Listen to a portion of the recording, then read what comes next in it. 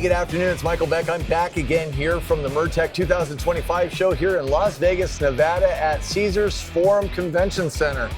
You know, I went to the wrong place on the first day. I actually went to Caesars. Okay. I went up the escalator and I couldn't find our show to save our life. Okay. I don't ask very good questions right away, but here I'll ask great questions. So I'm here with Vinkal. Vinkal, did I get the name right? Nice to meet you. Nice to meet you. I'm Michael Beck, and this is Realytics.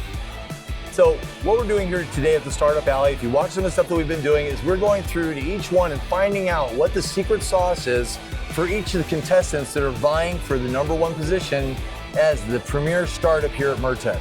Yep. Vinkal, what's going on? What are you guys doing? Why is Realytics such a great contender for this top spot at the Startup Alley? Thank you, first of all, for the opportunity. Oh, of course. I think we're very excited to be at Murtec, and in terms of a very simple why Realytics exists.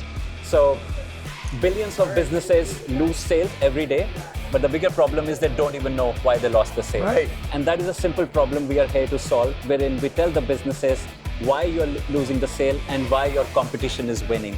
Because we have a lot of 360 level data across market, brand, location, price, and you get the entire picture at one place. And what parts of it are you capturing? So is it when somebody stood in line too long and they peel off and they leave?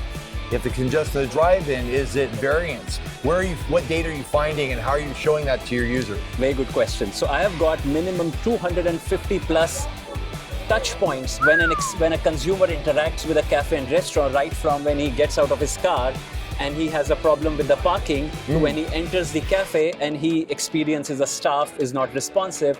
So the entire journey, I am tracking and telling the businesses where exactly is the problem that the consumer is facing. So we have got 25 million cafes and restaurants, more than 1 billion plus consumer review data points that we have by the demographics, through which we tell the cafes and restaurants where are the problems lying. Got it. And so can you give me like a couple of common problems you find that people are surprised by? Because we don't know, right? Yeah. You're saying you're showing them things they may not know about. Yeah. People are dealing with hypotheses. People have general opinions, but they really do not have data-backed insights. What is the reason why they're losing that particular sale? They may be doing the best experience, but maybe their pricing is wrong. So we are telling them experience, pricing, location, competition, brand perception, all at one place.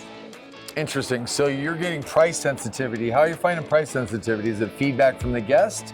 Is it average ticket volume is dropped? Like how are you identifying it's a pricing issue? So that is our AI and ML capability that we have developed, wherein we track this data from more than 20 plus search engines, and we curate this data by doing brand and location matching all at one place.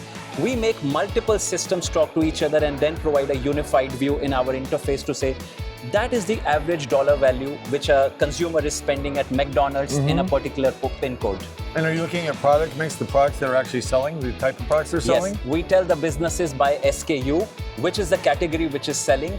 Even within coffee, what is the experience at a cappuccino level versus at an espresso level? Wow.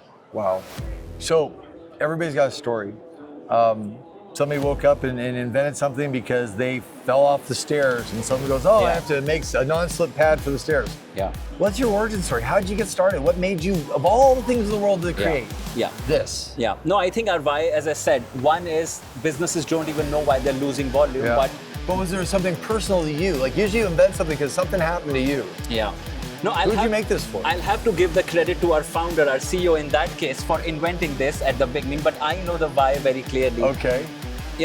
Our core team comes from, building data technology products for the online businesses. And we found the offline businesses, the brick and mortar setup, they do not have that technology disruption. They struggle at a local level. They don't even know why their competitor, around the street is winning business. And they have wrong notions, wrong hypotheses, and they continue to make mistakes.